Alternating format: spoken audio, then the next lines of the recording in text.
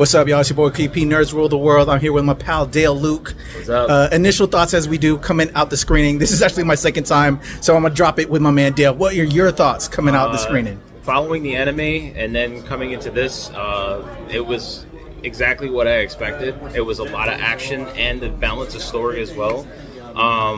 Yeah, it was amazing all around. The animation, I found that this time around, they spent a lot of time in the quality of the animation, so it was just like hands down amazing.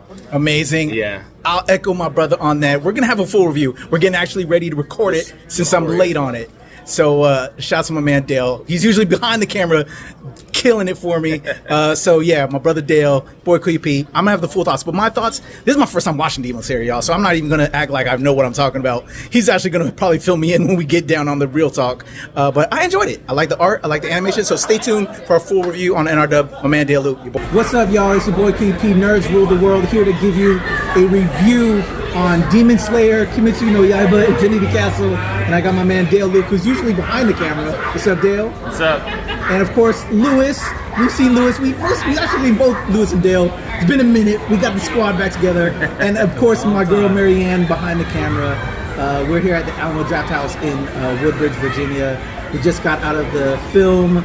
And so let's do what we do, man. Let's talk about the film real quick. To break it down, the Demon Slayer fans themselves, because as you probably saw from the initial thoughts, this is my first time getting acquainted. I don't know what was going on, but I kind of have an idea, but we're going to break it down. And so, Dale, what happened in this film without spoiling, for those that might not have seen it yet? If anybody has followed the previous arc, I believe was the name of that last arc. Swordsman Village arc. Yeah. So the Demon Slayer has several arcs, and the last one before the movie was the Swordsman Village arc, and they were all training to get up to this point to fight the head demon.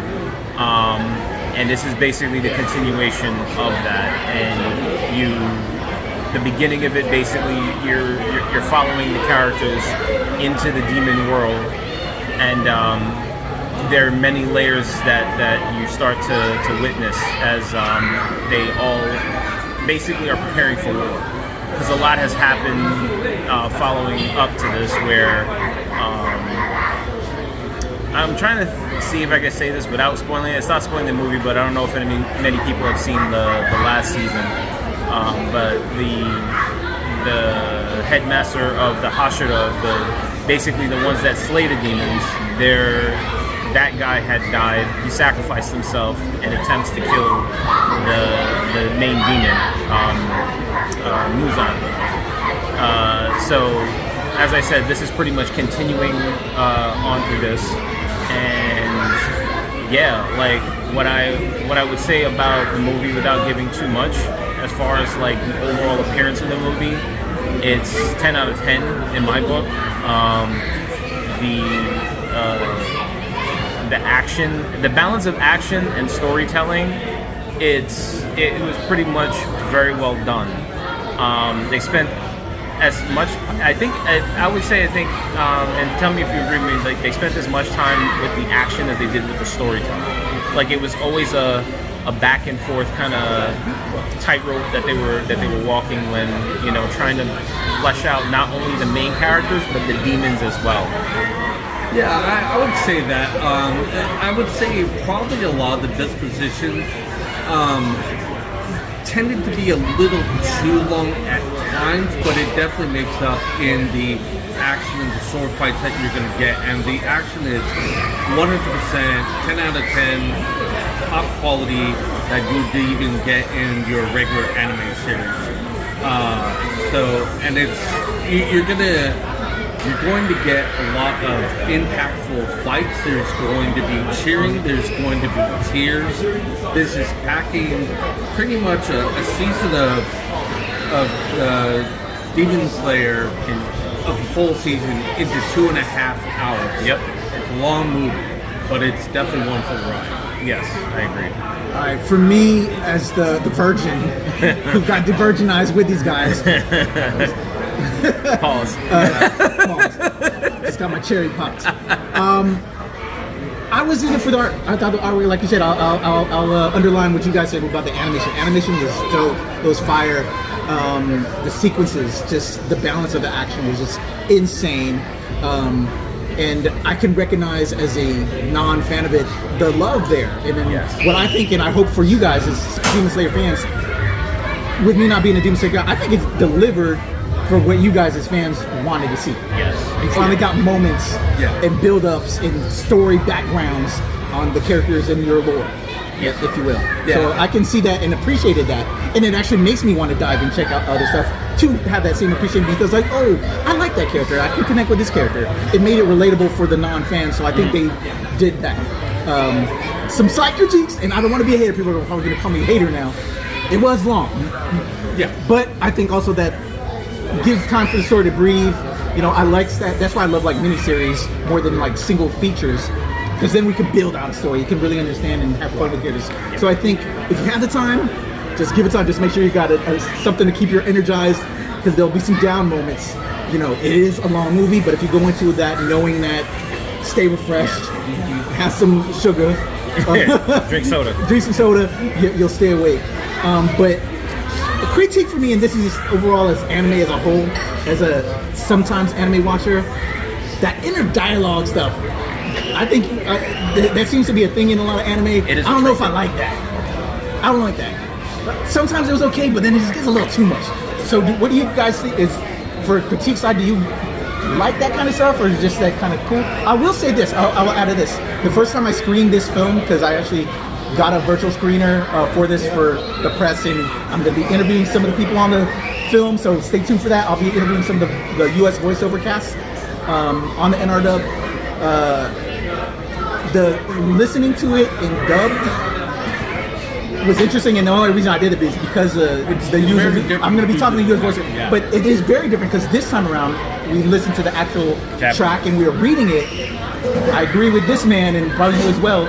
And my daughter, she hates listening to the US. She'd rather read it. But just US people don't always want to read shit because they're dumb. Anyway, I love y'all. You know what I'm saying? I appreciated it more in Japanese, and reading it. I think a lot of the challenge in there when you're having subtitle to dubbing into English is finding the right voice actors that could really deliver what that character's true essence is. Agreed. And a great example of this is My Dress Up Darling. The English voice cast every character so good that I don't mind watching it both in English dub and Japanese subtitles. Yeah. They're both equally good. But you will have some others that are just like, man, that's a bad voice actor. They really did not have the right person to really catch and carry that character to its full potential. And it can get a little bit disassociating and kind of disheartening. It takes you out of the story. Yeah. I haven't. It's been a while since I actually watched many anime series in English, in the English dub. And like I said, like we were saying, it kind of, being that its origin with anime is Japan. Like I kind of fall. You feel like you're kind of caught or pulled into the story more so.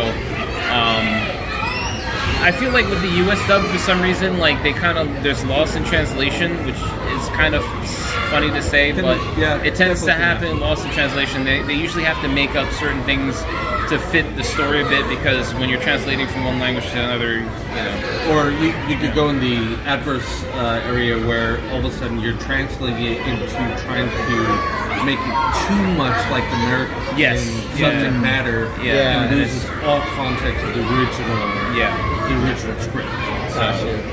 So that's definitely something.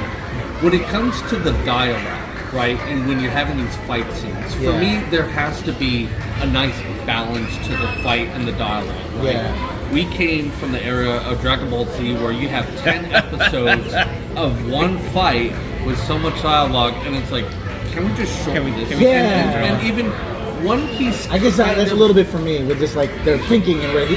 Like, just fight already. And there's maybe that's just me as an American. like that. Like One Piece can have some long, drawn out fights as well. So, but if the dialogue and the interaction of the characters in the fight kind of all balance each other well, usually I can get past it. But for me to kind of go back to Dragon Ball, I don't hate Dragon Ball. I just can't watch it. Yeah. It's just too much. I think they fixed it well in the last episodes of Dragon Ball. I think they fixed that, but beside the point. Where was I going with that? But I think for this movie, like it touched on it, especially they keep true to whenever a major villain dies, they have this recollection thing, which is always done amazingly well. Yeah. And it stays true to this. Yeah. I had compassion towards the people that died. Yeah. And the villains, yeah. Yeah, Completely. Yes. Yeah, they actually dug deep into the villains. At one point, there's a part, I'm not gonna say who, but the villain, we basically hated this villain for a while until we saw why the villain became the villain. Yeah. And it was a very deep moment, and it's like I don't hate him so much because he was in a rough situation. I hate him for what he did. But he had a revelation because of certain events, and it was like, damn, bro, that part kind of did suck. But and going back to your point about like the inner dialogue, inner monologue and stuff, always consider the fact that we're coming from manga to animation, so they kind of have to fill it and expand upon it a little bit more. So that's part of the reason why. I feel that. All right, so let's get final thoughts real quick. Do we recommend, and who would we recommend it to? Dale or Lewis? I'm sorry, we'll go left to right. I will say I don't agree with IGN's review of the 6 out of 10. That's way too little. I would definitely give this a solid 8 out of 10.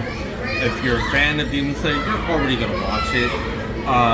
If this is like your first Demon Slayer thing, you could watch it, but I highly recommend to watch the series so that you're a little bit more familiar with the subject matter. Because this is not going to explain anything from the beginning. You might get a little bit lost. But it's a greatly crafted and well-executed film. 100% hands down yes. I highly recommend any Demon Slayer fan to come see it. Anybody that's looking to get into Demon Slayer, watch all of the episodes first before coming to see this. I honestly feel like, I mean, I don't know if I should say it because you haven't seen it. That is, if you want to just come and watch a good movie, come and check it out. Wanting to watch the rest. So, it might actually, if you come watch this, you might want to go back and watch all the episodes. So that it works that way too. But I would say I give the overall story, I'd say between an 8.5 and a 9, and action sequences a 10. Because, back to what Lewis was saying, IGN, you can kick rocks because you guys are not, you suck. But overall, like, hands down, it was an amazing piece of art, and truly enjoyed it. So. All right, for me, again, I got my cherry pops. I'm no longer a Demon Slayer version. I got rocked at Demon Slayer. I think I'll get back into bed with them again. But like Lewis and Dale said, I think I would have loved it even more if I came in as a fan. So if you have the time, if you're not like me, that's a critic that has to watch so much stuff, and sometimes there's not enough time to like do that homework before you get to the test. For me, I didn't do the homework, but I was okay with the test and I had fun, and now I feel like I'll go back and do the homework. But yes, if I could have that more appreciation, I think I would have done it. But definitely a thumbs up. I guess off the artwork, the storyline alone, it gives it a thumbs up for me. So definitely give it a thumbs up. But just get prepared. I think the biggest thing, if you're not coming in with any knowledge, at least have some sugar. You gotta stay awake because it's a long movie with a lot to see and enjoy. And it's worth it when you get the rest of the build-up and the storyline told at the end of the film. All right. Shout out to my brother Lewis and Dale and Marianne behind the camera. We're back together again as a squad doing this, so I really appreciate that. Demon Slayer, Kimetsu no Yaiba, Infinity Castle in theaters right now. Let us know what you think in the comments below. Thanks to these guys. Peace. And behind the camera too.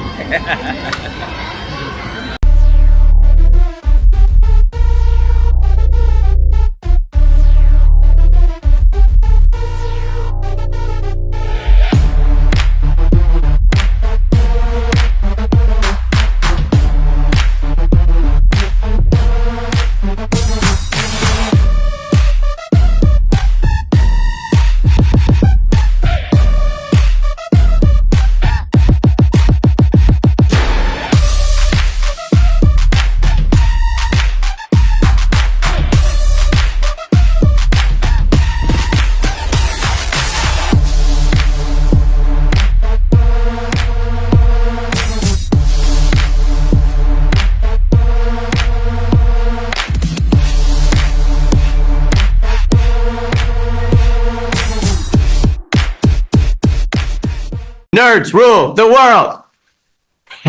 Pleasure chatting with you. Love to all my nerds who rule the world. Nerds rule the world. Yes, we do. Thanks. Nerds rule the world. Thank you. I love the nerds ruling the world, so more power to you. Patrick, what up, man? And yes, they do. Nerds rule the world, kid. Yes, You know what sir. I'm saying? I'm one of Thank them. you. Awesome. Kuya P, nerds rule the world. Hello. Yes, they do. Oh, Nerds rule the world. I gotta.